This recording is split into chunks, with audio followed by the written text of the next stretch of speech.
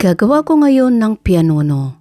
At syempre, ito muna yung aking mga unang ipini-prepare pag gumagawa ako ng mga cake. Yung ating paglalagyan bago ko pagsamasamahin yung mga ingredients at ready sa pag-bake. So ganito ako gumawa. Nilalagyan ko ng butter yung ating tray para dumikit yung ating parchment paper. Pero depende na rin sa inyong diskarte kung papaano. So yun lang yung aking idea para hindi gagalaw-galaw yung ating parchment paper doon sa ating tray. At syempre ito yung ating mga ingredients. Mamaya sasabihin ko sa inyo lahat at isusulat ko rin dyan kung ano ang mga yan. At syempre kung ano ang measurement niya. So ayan po, ganyan po ako mag-ready ng aking mga ingredients para ready na silang lahat.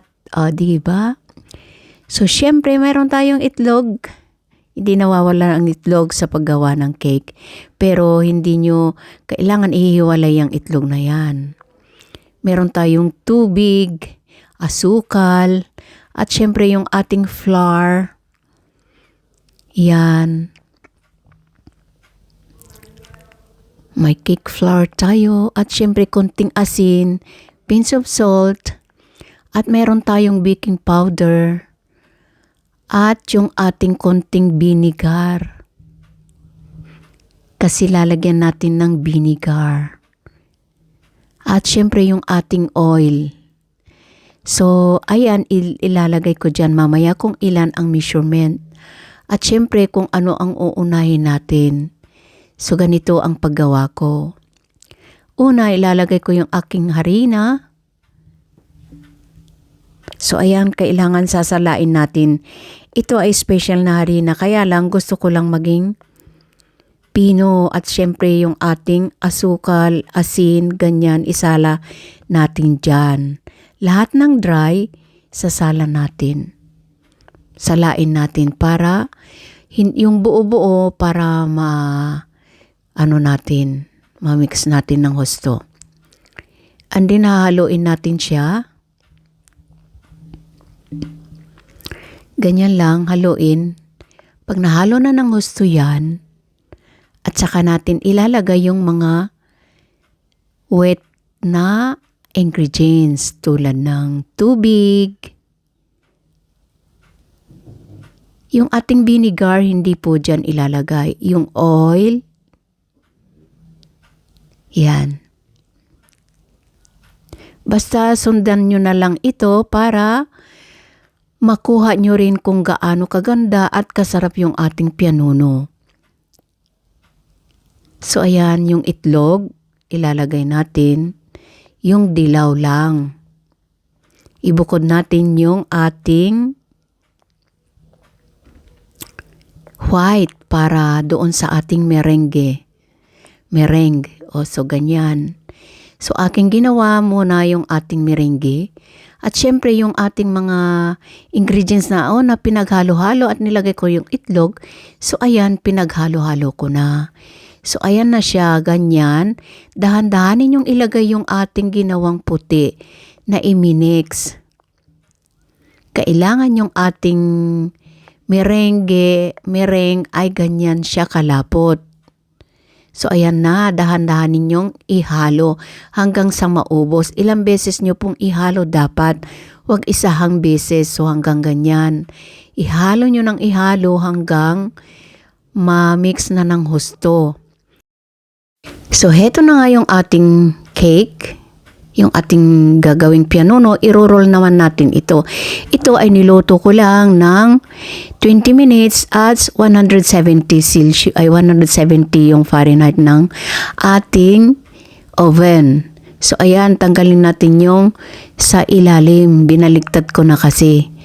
Minsan kasi nakakalimutan ko yung aking video ay naka-off pala. Dahil syempre ako lang naman ang nagvi-video sa sarili ko. Kaya minsan, pero ang importante naman kasi dyan ay yung kung paano yung paggawa ng mga ingredients. Paano pagsamasamahin at paano yung procedure niyang paggawa. Pero, yan, ganyan na siya. Tapos, iro-roll natin. Una, ay hihiwain natin doon sa dulo. Habang mainit pa yan, iro-roll na natin.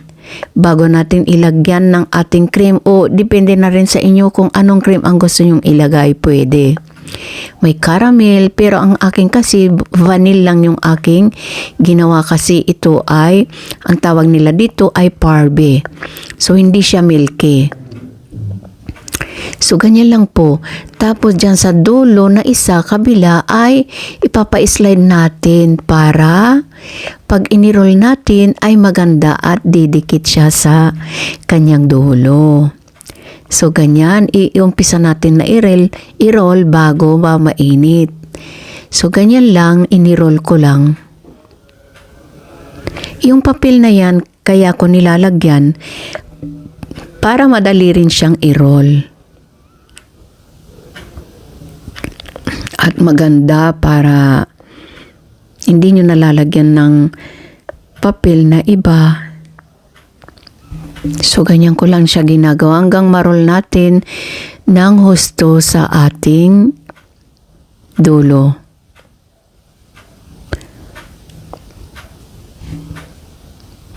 Pasensya na kayo sa aking video kasi minsan akala ko naka-switch pala naka-off pa. So, yung iba pala hindi ko nakuhanan ng video.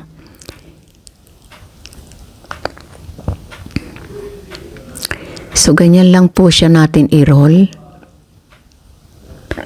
Tapos, paglalagyan din natin siya ng cream at saka natin pag malamig na, ipapalamig natin kasi yan. Paglagyan natin siya ng cream, i-onat nyo na lang. Pero yung iba, minsan pinapalamig na lang hanggang diretso na sa pag-roll ng ganyan at nilalagay sinasabay na yung kanilang mga cream. So, depende na sa inyo kung ano yung cream mas masarap. Minsan kasi caramel. Paborito ko kasi ang caramel. O kaya ubi, ganon, ubi. Ayan.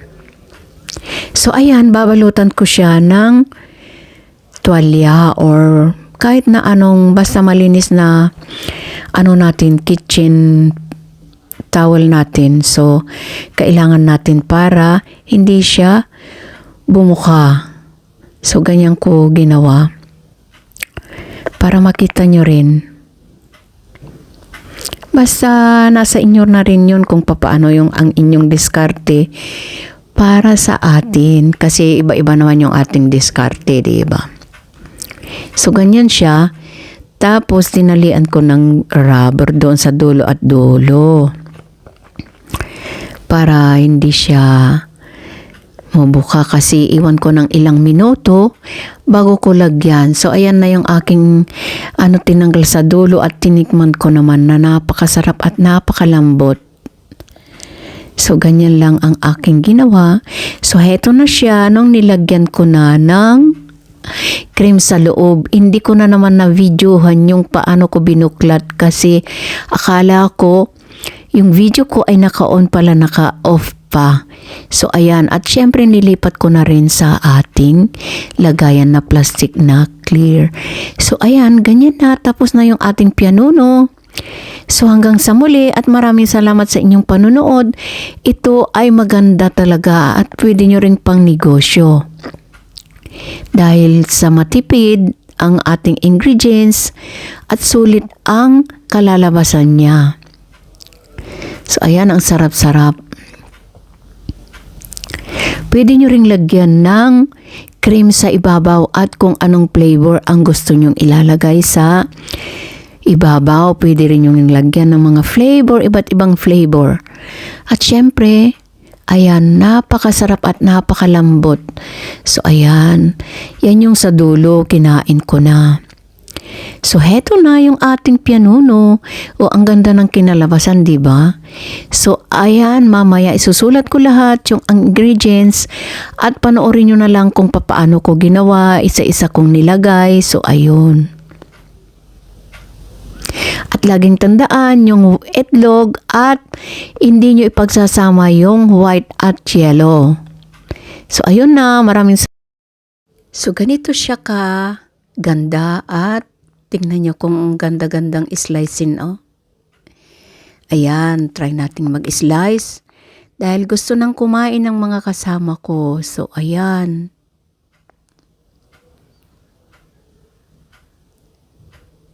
Ayan, tingnan niyo ang itsura niya. O, di ba? Ganyan ang itsura ng ating pianuno. Simpleng gawin, madaling gawin. At syempre maganda ito pang negosyo dahil hindi siya magastos sa ingredients. So, ganyan siya kaganda. Kung gusto nyong lagyan ng mga iba't ibang flavor, ay pwede rin. At kung gusto nyong lagyan ng cream sa ibabaw, pwede rin kung anong gusto nyong flavor.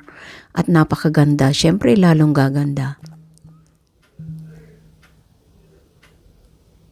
So, ayan, tingnan nyo. Natutuwa ako at ito i-share ko sa inyo. Dahil maganda itong pangnegosyo at magandang pangmerienda, mga sa pamilya, mga sa anak, ganyan. At kung may party-party, madaling gawin at simple lang. So, hindi rin siya magastos kung tutuusin, hindi magastos sa mga ingredients dahil konti lang. Basta sundan nyo lang yung ating paggawa. Ayun,